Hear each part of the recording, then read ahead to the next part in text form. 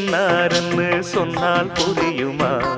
அது கொஞ்சி கொஞ்சி பேசுறது கண்ணில் தெரியுமா? உலகே அழிஞ்சாலும் உன் உருவம் அழியாதே. உயிரே பிரிஞ்சாலும் உறவேதும் பிரியாதே.